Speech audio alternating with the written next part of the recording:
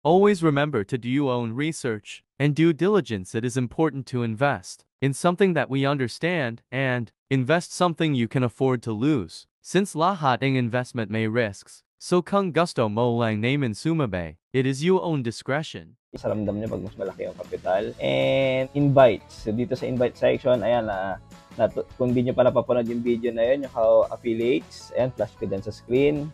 Panoorin nyo na lang. So, pwede kayo bumalik dito. So, ayan, makikita nyo dito yung rewards. And then, makikita nyo rin sa invite yung mga member list. Nakalagay rin dito. So, ayan. Iba kasi yung trading account ko doon sa main invite account. Coach Keljas yung name ko doon. Okay. Ito yung apat na nandito. And then, ngayon, proceed tayo dito sa recharge. So, dyan sa recharge, ayan, commonly, Piso, tapos Gcash, Paymaya, ayan. And then, sa TRC naman, OKX, gamit ko. So, yun yung nandito sa recharge, kapag mag-deposit kayo. And, ito naman, pag kinilig, ito na yung siguro important, bago natin, ito yung huli nating i-cover. Ito ay, videos. Ayan, video ni Terry. Yung promoter ngayon, yung soccer coach ata yan, soccer player, sikat na soccer player. And then ito naman mga messages, updates ni Cubits Cube. Yan, notification bell. Tapos itong rewards. Ayan, so nakompleto na kasi. So ikaw kung nagsimula ka pa lang, pag kinilik mo dyan, yung rewards. Makikita mo rin yan. Pag click mo tong cube na to, nandito rin yan sa rewards. Saan yan? Ito. Ayan. So parehas lang siya. Pag kinilik mo yun, tsaka i-click mo. So, ngayon, papunta na tayo dito. So, makikita niya mayroong recharge, withdraw, transfer. So, una, click muna natin itong coin.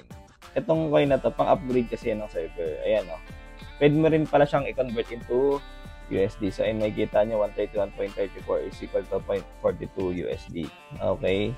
Yung sinasabi ko pang upgrade ng server, ito, nakikita niyo itong server na yan. Itong server, pag kinilik niyo yan, yan yung pang upgrade. So, makakapag SS 1.0 ka kapag na 300 coin, QS 2.0 kapag naka 1,000, FES 3.0 kapag naka 5,000 coin ka. So basically, nandito siya nakalagay kung anong benefit kapag na-upgrade yung server. Pag SS1, mababawasan ng 30 minutes. Yung pag-trade, QS 2.0, mababawasan ng 60 minutes. Yung 24 hours, bali magiging 23 hours na lang. FES, magiging 90 minutes ang bawas. Okay, that server.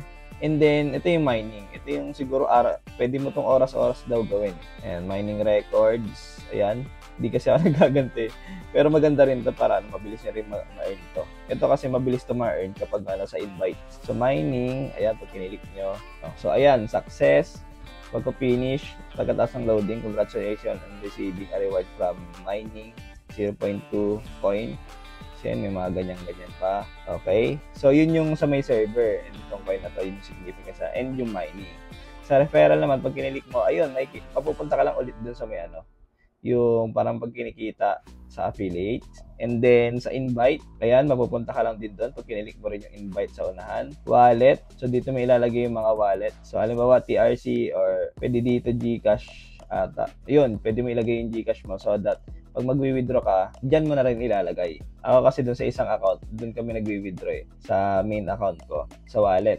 So, sa wallet, dyan mo ilalagay yung pag mag-withdraw ka na. Okay, sa password, ito kung gusto mag-change ng password or change mo yung payment password. Ayan. Tapos, KYC. So, dapat verified ka. Ayan, kay Papa kasi itong account. So, verified siya. Ka lang, upload ka lang ng ID dyan. Kung hindi naman yan ma-approve, ito may chat support dito. Sa lower, ito pala, napaka-importante nito. Ito yung isa sa mga pinaka-importante. Take note nyo to. Pag kinilik nyo itong cube, merong sa lower right. Naka-laptop kasi ako kaya nakalabas pero ito mahalaga to, chat support naman to. So ayan, kapag may mga questions kayo, matagal mag-reflect yung mga dineposit nyo, ang tagal mag-withdraw or tagal mag-transfer or siguro hindi tinatanggap yung ID nyo, chat nyo lang dyan sa chat support or kung ano mang mga tanong ninyo kaya nagka-problema kayo.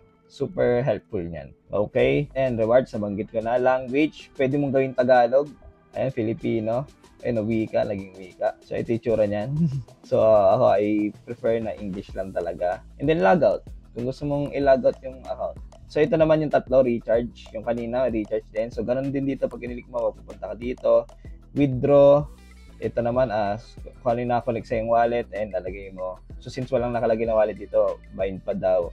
And then, transfer. pwede ka rin mag-transfer ng money from one user to another user. So, lagay mo lang kung magkano ita-transfer mo, anong UID mo, ng pagpapasahan mo, password kapag magbubukas mo, and then magbubukas ng account, and then itong verification code.